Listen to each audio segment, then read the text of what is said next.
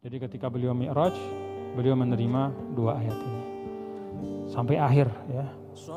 La yukallifullahu nafsan illa wus'aha, laha ma kasabat wa 'alaiha ma iktasabat, rabbana la tu'akhidna in nasina aw akhtana, rabbana wa la tahmil 'alaina isran kama hamaltu, dan seterusnya.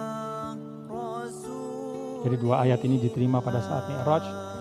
Kalau kata Rasulullah SAW ya, di dalam sebuah hadis bahwa dua ayat ini diberikan khusus kepadaku, tidak kepada para nabi dan rasul sebelumku, diambil dari min kanzin tahtal arsh, diambil dari perbendaharaan ilmu Allah yang ada di bawah arsh.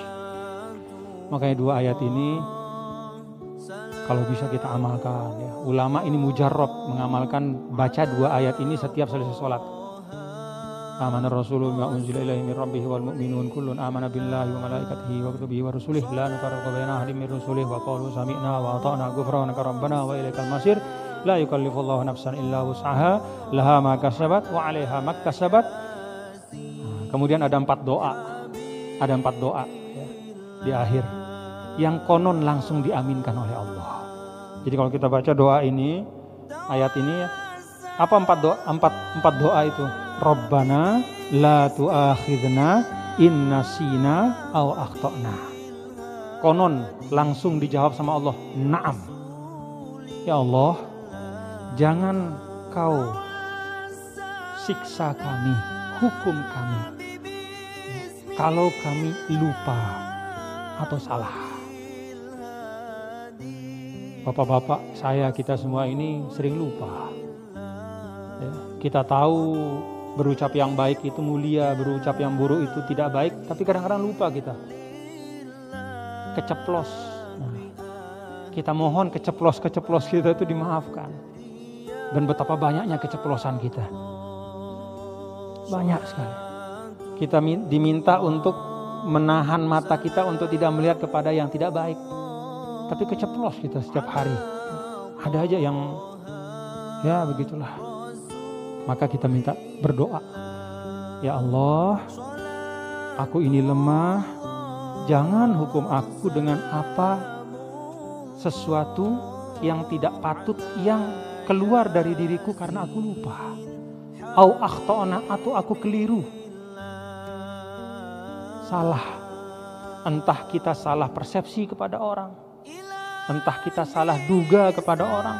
Dan itu betapa seringnya. Kita punya persangkaan ternyata salah. Berhari-hari baru kita tahu, waduh ternyata salah. Anggapan saya salah. Kita mohon ampun. Yang kedua yang kita minta apa? Rabbana wala tahmil alaina isran kama hamaltahu alal ladzina min qabl. Ya Allah, jangan Engkau ya, berikan aku beban isron ya, suatu beban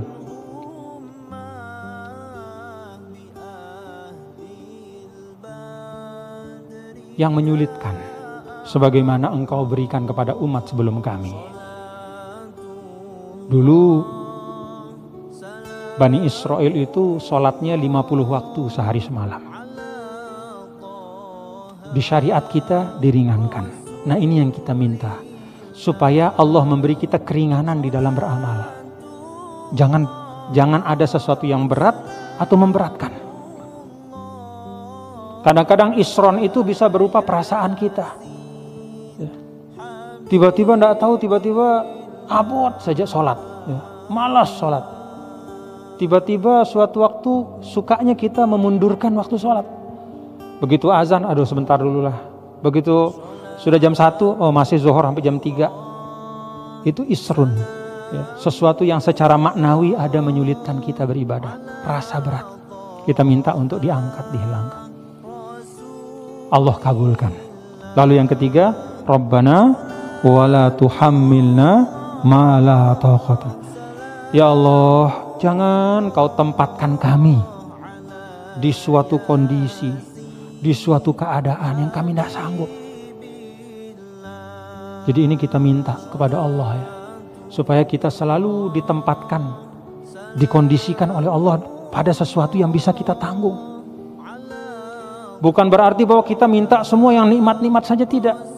Tapi yang kita minta, kalaupun ada musibah, tapi musibah itu bisa kita terima dengan kekuatan. Makanya salah satu doa yang diajarkan apa? Ya Latif, ultuf bina fima jarat bihil maqadir. Ya Allah, kalaupun ada musibah yang jatuh, entah itu misalnya, mohon maaf, misalnya ada berita kematian keluarga kita, atau kita kehilangan harta, atau mohon maaf misalnya mobil kebakaran, atau rumah kebakaran, atau kalau kita punya perahunya tiba-tiba bolong, musibah apapun, kita mohon kepada Allah musibah itu sampai kepada kita dalam keadaan kita siap untuk menerimanya.